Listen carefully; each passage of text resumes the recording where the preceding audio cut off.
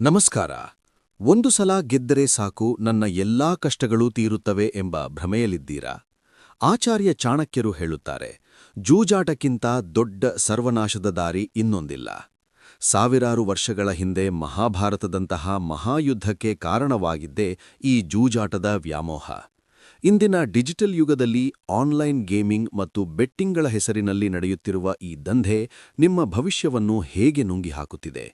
ಇಂದು ನಾವು ಜೂಜಾಟದ ಬಗ್ಗೆ ಚಾಣಕ್ಯನ ಆ 3 ವಿಚ್ಛಿದ್ರಕಾರಿ ಎಚ್ಚರಿಕೆಗಳನ್ನು ತಿಳಿಯೋಣ. 1. ಗೆಲುವು ಎಂಬುದು ಅತಿ ದೊಡ್ಡ ಬಲೆ. Winning is the trap.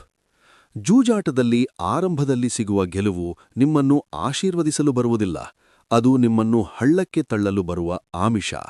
ಚಾಣಕ್ಯರು ಹೇಳುತ್ತಾರೆ, ಯಾರು ಕಷ್ಟಪಡದೆ ಸಿಗುವ ಹಣದ ಮೇಲೆ ಆಸೆಯಿಡುತ್ತಾರೋ ಅವರು ಅಂತಿಮವಾಗಿ ತನ್ನ ಸರ್ವಸ್ವವನ್ನೂ ಕಳೆದುಕೊಳ್ಳುತ್ತಾರೆ. ಮೊದಲ ಗೆಲುವು ನಿಮ್ಮಲ್ಲಿ ಅತಿಯಾದ ಆತ್ಮವಿಶ್ವಾಸ ಮತ್ತು ಲಾಲಸೆಯನ್ನು ಹುಟ್ಟಿಸುತ್ತದೆ. ಇದೇ ನಿಮ್ಮ ವಿನಾಶದ ಆರಂಭ. ನೆನಪಿಡಿ, ಜೂಜಿನಲ್ಲಿ ಗೆಲ್ಲುವುದು ಕೇವಲ ಆಯೋಜಕ ಮಾತ್ರ, ಆಟಗಾರನಲ್ಲ. 2. ಬುದ್ಧಿ ಮತ್ತು ಸಂಸ್ಕಾರದ ಹರಣ.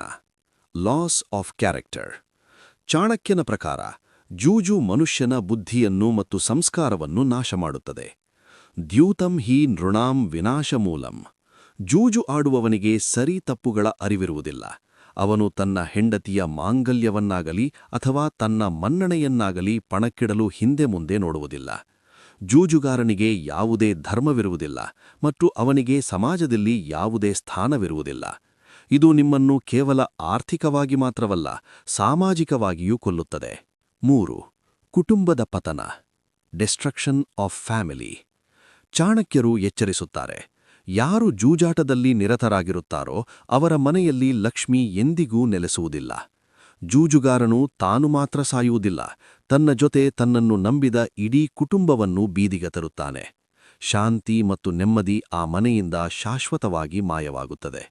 ನಿಮ್ಮ ಒಂದು ಕ್ಷಣದ ವ್ಯಾಮೋಹವು ನಿಮ್ಮ ಮಕ್ಕಳ ಭವಿಷ್ಯವನ್ನು ಕತ್ತಲೆಗೆ ದೂಡಬಾರದು ಎಂದರೆ ಈ ಕ್ಷಣವೇ ಈ ವಿಷದಿಂದ ದೂರವಿರಿ. ಹಣವು ಶ್ರಮದಿಂದ ಬರಬೇಕೇ ಹೊರತು ಅದೃಷ್ಟದ ಹೆಸರಿನಲ್ಲಿ ನಡೆಯುವ ಮೋಸದಿಂದಲ್ಲ. ಚಾಣಕ್ಯನ ಈ ಕಟು ಎಚ್ಚರಿಕೆಗಳು ನಿಮ್ಮನ್ನು ಸರಿಯಾದ ದಾರಿಗೆ ತರಲಿ. ನೀವು ಅಥವಾ ನಿಮ್ಮ ಸ್ನೇಹಿತರು ಯಾರಾದರೂ ಈ ಜೂಜಾಟದ ಬಲೆಗೆ ಸಿಲುಕಿದ್ದೀರಾ? ಕಾಮೆಂಟ್ನಲ್ಲಿ ನಿಮ್ಮ ಅನಿಸಿಕೆ ತಿಳಿಸಿ.